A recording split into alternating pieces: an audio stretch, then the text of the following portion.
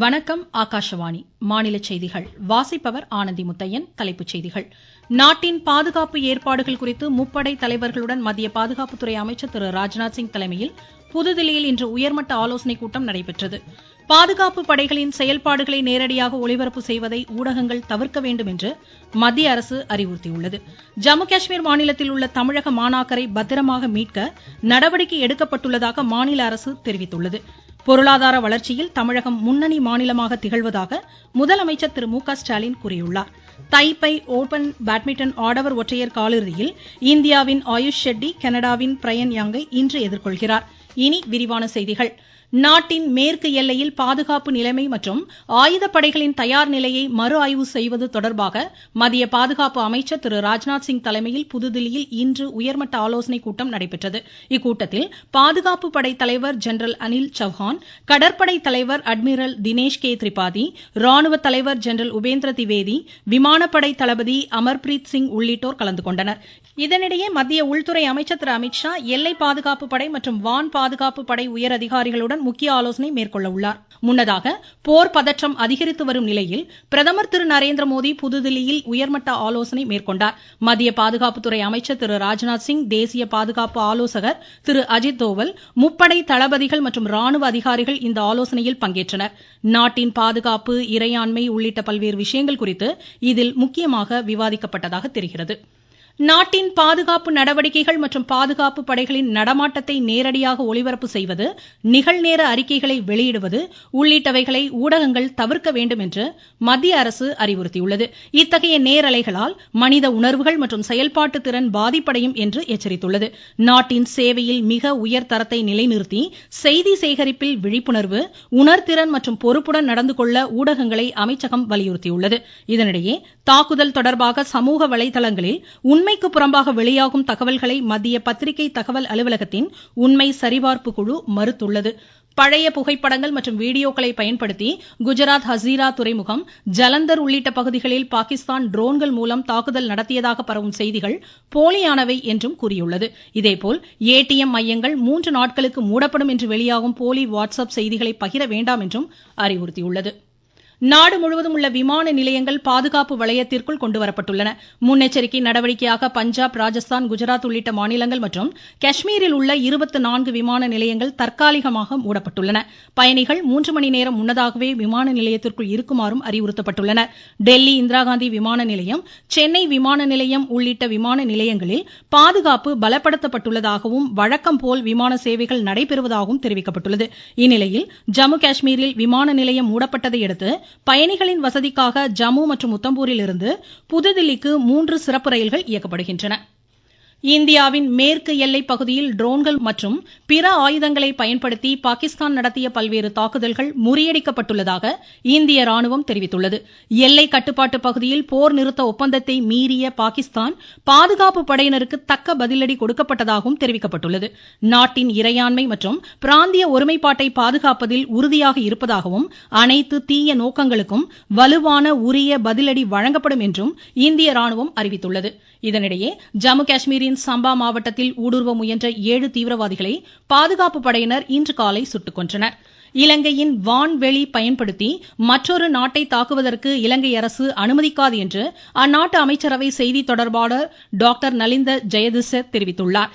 இந்திய பாகிஸ்தான் இடையே போர் பதற்றம் நிலவி வரும் நிலையில் பிராந்திய அமைதியை சீர்குலைக்கும் எவ்வித முயற்சிக்கும் இலங்கை இடமளிக்காது என்று குறிப்பிட்டுள்ளார். பெட்ரோல், டீசல், சமையல் எரிவாயு சிலிண்டர் போதிய அளவில் கையிருப்பில் உள்ளதாக இந்திய எண்ணெய் எரிவாயு நிறுவனம் தெரிவித்துள்ளது.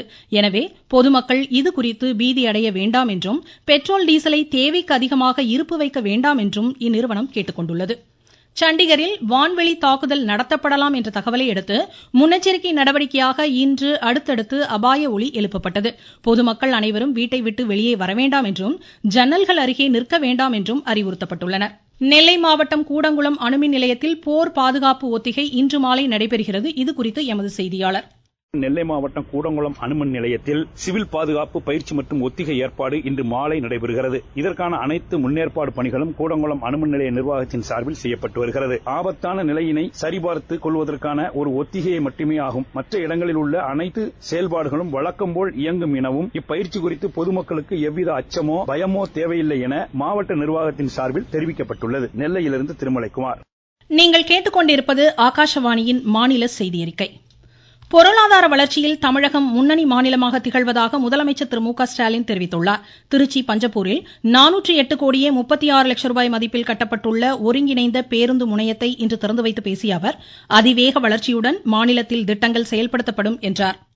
408 கோடி ரூபாய் மதிப்பீட்டில் தமிழக தலைவர் கலைஞர் பெயர்ல ஒருங்கிணைந்த பேருந்து முனையம், 150 கோடி ரூபாய் மதிப்பீட்டில் சர்வதேச ஒலிம்பிக் அகாடமி, 400 கோடி ரூபாய் மதிப்பிலான டைடல் பூங்கா பணிகளும் நடைபெற்று வருது. இப்படி கடந்த 4 ஆண்டுகள்ல 26,066 கோடி ரூபாய் மதிப்பீட்டிலான மெகா திட்டங்கள் திருச்சிக்காக மட்டுமே தரப்பட்டிருக்கிறது என்பதை மகிழ்ச்சியோடு தெரிவிச்சுக்கிறேன். இந்நிகழ்ச்சியில் பெஹல்காம் தாக்குதலில் உயிரிழந்தோருக்கு அஞ்சலி செலுத்தும் வகையில் 1 நிமிட மௌன அஞ்சலி செலுத்தப்பட்டது. பாகிஸ்தான் தீவிரவாத தாக்குதலுக்கு எதிராகவும் இந்திய ராணுவத்திற்கு ஆதரவு தெரிவிக்கும் வகையிலும் முதலமைச்சர் திரு மு.க. ஸ்டாலின் தலைமையில் சென்னையில் நாளை பேரணி நடைபெறுகிறது. முன்னாள் படை வீரர்கள், மாநில அமைச்சர்கள், பொதுமக்கள், மாணாக்கர் உள்ளிட்டோர் பங்கேற்கும் இப்பேரணி சென்னை காவல்துறை இயக்குநர் அலுவலகத்திலிருந்து போர் நினைவு சின்னம் வரை நடைபெறும். ஜம்மு காஷ்மீர் மாநிலத்தில் உள்ள தமிழகத்தை சேர்ந்த மாணாக்கர் பாதுகாப்புடன் இருப்பதாகவும் அவர்களை பத்திரமாக மீட்க நடவடிக்கை எடுக்கப்பட்டுள்ளதாகவும் தமிழக அரசு தெரிவித்துள்ளது. காஷ்மீரில் உள்ள தமிழக மாணாக்கரை தொடர்பு கொள்ள இலவச உதவி எண்கள் அறிவிக்கப்பட்டுள்ளன. புதுதில்லி தமிழ்நாடு இல்லத்தில் 24 மணி நேரமும் செயல்படும் உதவி மையமும் அமைக்கப்பட்டுள்ளது. தமிழ்நாடு வேளாண் பல்கலைக்கழகம் மற்றும் அண்ணாமலை பல்கலைக்கழகத்தில் வரும் கல்வியாண்டிற்கான இளநிலை அறிவியல் பட்டப்படிப்பு மற்றும் பட்டய படிப்பிற்கான மாணாக்கர் சேர்க்கைக்கு இன்று முதல் விண்ணப்பிக்கலாம் என்று மாநில வேளாண் அமைச்சர் திரு எம்.ஆர்.கே. பன்னீர்செல்வம் தெரிவித்துள்ளார். சென்னையில் இன்று செய்தியாளர்களிடம் பேசிய அவர், மாணாக்கர் அடுத்த மாதம் 8ஆம் தேதி வரை tnau.youcanapply.com என்ற இணையதளத்தில் விண்ணப்பிக்கலாம் என்றார். தமிழகத்தில் பொது விநியோக திட்ட குறைதீர் நாள் கூட்டம் நாளை நடைபெறுகிறது. பொதுமக்கள் குடும்ப அட்டைகளில் பெயர் சேர்த்தல், நீக்கம், முகவரி மாற்றம், புதிய குடும்ப அட்டை உள்ளிட்டவற்றிற்கு இதில் விண்ணப்பித்து பயன்பெறலாம் என்று அறிவுறுத்தப்பட்டுள்ளனர். உதகை ரோஜா பூங்காவில் 20வது ரோஜா கண்காட்சி நாளை தொடங்குகிறது. கடல் வாழ் உயிரினங்களின் உருவங்களை ரோஜா மலர்களை கொண்டு வடிவமைக்கும் பணிகள் அங்கு மும்முரமாக நடைபெற்று வருகின்றன. இதனிடையே மேட்டுப்பாளையம் உதகை இடையேயான மலை ரயில் சேவை இன்று ரத்து செய்யப்பட்டுள்ளது.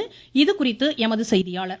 நீலகிரி மாவட்டத்தில் உதகை, குன்னூர், கோத்தகிரி சுற்றுவட்டார பகுதிகளில் அவ்வப்பொழுது மழை பெய்து வருகிறது. இந்நிலையில் குன்னூர் சுற்றுவட்டார பகுதிகளில் பெய்த மழையால் ஹில்குரூவ் குன்னூர் இடையேயான மலை ரயில் பாதையில் தண்டவாளத்தின் மீது பாறைகள் உருண்டு விழுந்துள்ளன. தண்டவாளங்கள் சேதமடைந்துள்ளதால் மேட்டுப்பாளையம் உதகை இடையேயான மலை ரயில் சேவை இன்று ரத்து செய்யப்பட்டுள்ளது. ரயில்வே ஊழியர்கள் பாறைகளை அகற்றும் பணியில் தீவிரமாக ஈடுபட்டுள்ளனர். உதகையிலிருந்து சரவணன். சுதந்திர போராட்ட வீரர் வீரபாண்டிய கட்டபொம்மன் விழாவை முன்னிட்டு சென்னை கிண்டியில் உள்ள அன்னாரது திருவுருவப் படத்திற்கு மாநில அமைச்சர்கள் திரு தாமோ அன்பரசன், திரு மா சுப்பிரமணியன் உள்ளிட்டோர் தமிழக அரசு சார்பில் மலர்தூவி மரியாதை செலுத்தினர். பாரதிதாசன் இளம் படைப்பாளர் விருது பெற விரும்பும் 35 வயதிலிருந்து 45 வயதிற்குட்பட்ட இளம் எழுத்தாளர்கள் மற்றும் கவிஞர்கள் வரும் 23ஆம் தேதிக்குள் இணையதளம் வாயிலாக விண்ணப்பிக்கலாம் என்று தமிழ் வளர்ச்சித்துறை இயக்குநர் தெரிவித்துள்ளார். நாமக்கல் அரசினர் தொழிற்பயிற்சி நிலையத்தில் பிரதமரின் தேசிய தொழில் பழகுனர் சேர்க்கை முகாம் வரும் 13ஆம் தேதி நடைபெற உள்ளதாக ஆட்சித்தலைவர் டாக்டர் உமா கூறியுள்ளார். திருப்பத்தூர் மாவட்டம் ஜோலார்பேட்டை அருகே இன்று நடைபெற்ற எருது விடும் திருவிழாவில் 200க்கும் மேற்பட்ட காளைகள் களமிறங்கின.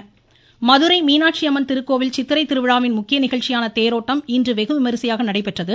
கள்ளழகர் வைகை ஆற்றில் இறங்கும் வைபவம் வரும் திங்கட்கிழமை நடைபெறும். தைபே ஓபன் பேட்மிண்டன் ஆடவர் ஒற்றையர் காலிறுதியில் இந்தியாவின் ஆயுஷ் ஷெட்டி கனடாவின் பிரயன் யங்கை இன்று எதிர்கொள்கிறார். மகளிர் ஒற்றையர் காலிறுதியில் உனாட்டி ஹூடா தைவானின் ஈ டிங் ஹங்குடன் மோதுகிறார். உலக ஸ்குவாஷ் சாம்பியன் பட்ட போட்டிகள் சிகாகோவில் இன்று தொடங்குகிறது.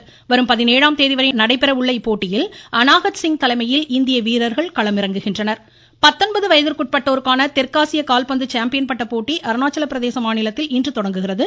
வரும் 18ஆம் தேதி வரை நடைபெறும் இப்போட்டியில் இந்தியா, பங்களாதேஷ், பூட்டான், மாலத்தீவு, இலங்கை, நேபாளம் ஆகிய 6 நாடுகள் பங்கேற்கின்றன. மீண்டும் தலைப்புச் செய்திகள். நாட்டின் பாதுகாப்பு ஏற்பாடுகள் குறித்து முப்படை தலைவர்களுடன் மத்திய பாதுகாப்பு அமைச்சர் திரு ராஜ்நாத் சிங் தலைமையில் புதுதில்லியில் இன்று உயர்மட்ட ஆலோசனைக் கூட்டம் நடைபெற்றது. பாதுகாப்பு படைகளின் செயல்பாடுகளை நேரடியாக ஒளிபரப்பு செய்வதை ஊடகங்கள் தவிர்க்க வேண்டும் என்று மத்திய அரசு அறிவுறுத்தியுள்ளது. ஜம்மு காஷ்மீர் மாநிலத்தில் உள்ள தமிழக மாணாக்கரை பத்திரமாக மீட்க நடவடிக்கை எடுக்கப்பட்டுள்ளதாக மாநில அரசு கூறியுள்ளது.